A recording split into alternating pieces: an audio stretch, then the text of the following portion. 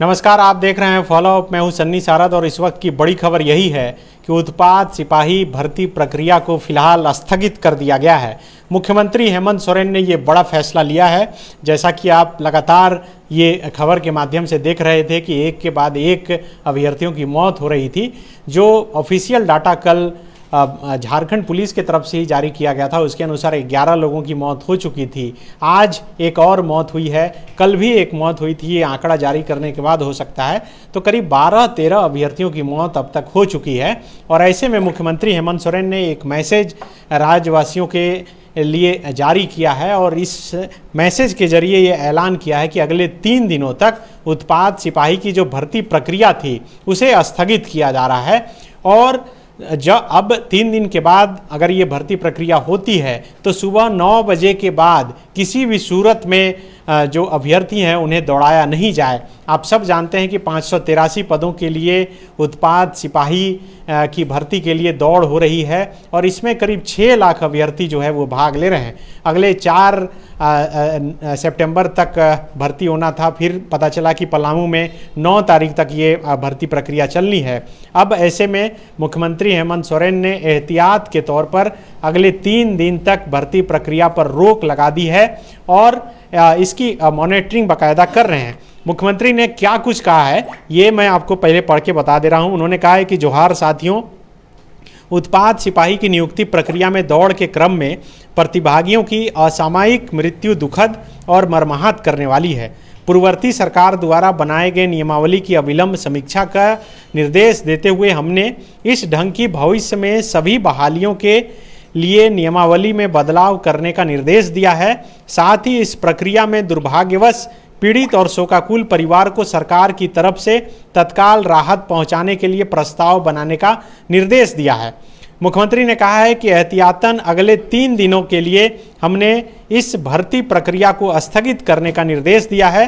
दौड़ का आयोजन अब प्रातः सुबह 9 बजे के बाद किसी भी सूरत में नहीं की जाएगी।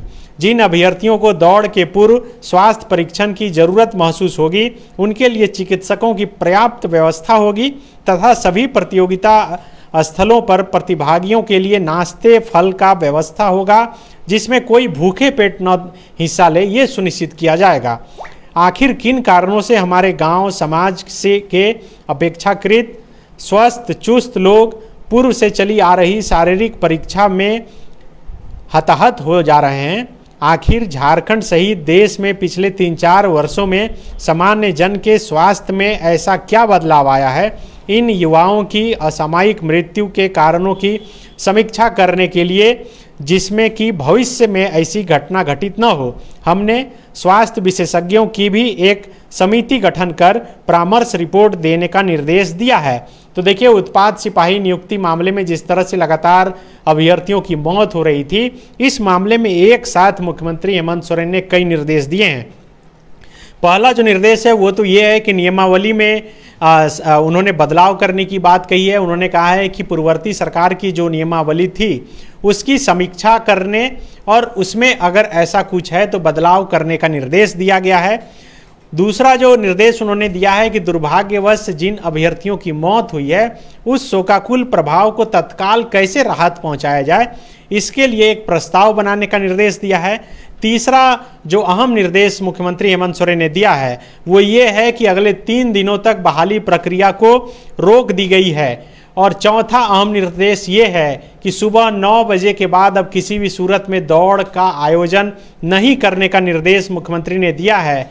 पांचवा जो निर्देश है वो ये है कि जहां कहीं भी दौड़ की ये प्रक्रिया चल रही है वहां डॉक्टर उपस्थित हो, ये सुनिश्चित हो। दौड़ने से पहले जो कैंडिडेट हैं अगर शारीरिक रूप से ठीक नहीं महसूस करते हैं तो डॉक्टर उनकी जाँच करेंगे।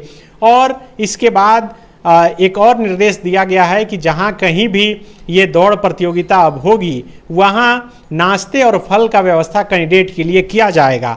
इसके अलावे एक और जो अहम निर्देश सरकार के तरफ से दिया गया है वो ये है कि अब स्वास्थ्य विशेषज्ञ की एक कमेटी भी बनाई गई है जिससे परामर्श रिपोर्ट देने के लिए कहा गया है।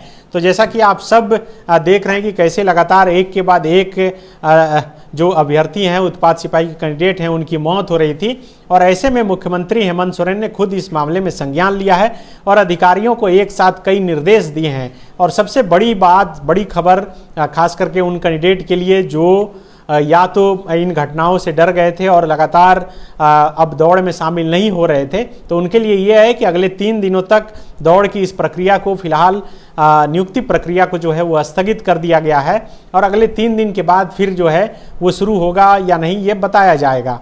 और दूसरा कि सुबह 9 बजे के बाद अब दौड़ नहीं होगी। जहां दौड़ होगा वहां डॉक्टर उपस्थित रहेंगे, नाश्ते का प्रबंध रहेगा, फल और नाश्ते का प्रबंध रहेगा।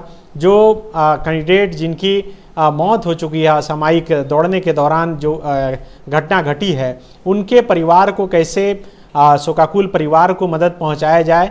मतलब सरकार अब आर्थिक लाभ भी जो है मृतक के परिजनों को देने जा रही है, उन्हें देगी। हालांकि इसकी अभी घोषणा नहीं हुई है, प्रस्ताव तैयार करने के लिए कहा गया है। इसके अलावे मुख्यमंत्री ने कहा है कि जो नियम बनाए गए हैं पूर्ववर्ती सरकार में, उस नियम को भी अध्ययन करने के लिए कहा गया है कि अगर उसमें बदलाव की ज़रूरत है तो वो बदलाव भी किया जाए। डॉक्टरों की एक टीम भी बनाई गई है जो मेडिकल रिपोर्ट आएंगे, जो पोस्टमार्टम के रिपोर्ट आएंगे, उससे पता करें कि आखिर ऐसा कैसे हो रहा है। क्योंकि देश में शायद ये एक ऐसी पहली कोई बहाली है जिसमें एक साथ एक के बाद एक इतनी मौतें हो चुकी है। कहीं भगदड़ हो किसी नियुक्ति परीक्षा में तो अलग बात है, लेकिन ये दौड़ने के दौरान 1 या 2 की मौत की बात जो है कहीं से आ जाती है, लेकिन एक के बाद एक 12-13 अभ्यर्थियों की मौत, आप समझिए कि 12 और 13 परिवार के घर का चिराग जो है वो बुझ गया है। अब से थोड़ी देर पहले मैंने 2 रिपोर्ट की है कि पलामू के जो कैंडिडेट हैं दीपक पासवान, उनकी मौत हुई थी और उनके भाई से मैंने बातचीत की है। दूसरा एक रिपोर्ट है कि रांची के नामकुम के रामपुर के रहने वाले जो विकास लिंडा हैं, उनकी मौत हुई थी। उनके परिवार वालों से बातचीत करके वो रिपोर्ट मैंने फॉलोअप पर लगाई है, वो भी आप देख सकते हैं। तो सरकार के तरफ से ये एक अहम निर्देश मुख्यमंत्री ने संज्ञान लेते हुए दिया है। कई अहम फैसले खास करके इस उत्पाद सिपाही को लेकर ही लिया है। अब से थोड़ी देर पहले बीजेपी प्रदेश कार्यालय में हेमंता विश्व शर्मा भी प्रेस कॉन्फ्रेंस कर रहे थे। जब पत्रकारों ने सवाल पूछा तब उन्होंने कहा कि नेशनल ह्यूमन राइट्स कमीशन में वो इस मामले को लेकर जाएंगे और उसके बाद अभी सरकार के तरफ से ये बड़ा निर्देश, बड़ा फैसला आया है। तो अब इंतजार है कि जो निर्देश मुख्यमंत्री की तरफ से दिए गए हैं उन निर्देशों पर क्या कुछ पालन होता है। जो मृतक हैं, जिन्होंने अपने घर के लाडले को, बेटे को, अभ्यर्थी को खोया है, उनको सरकार किस हिसाब से मदद पहुंचाती है, क्या कुछ आर्थिक मदद देती है, ये अभी साफ होना बाकी है। शुक्रिया।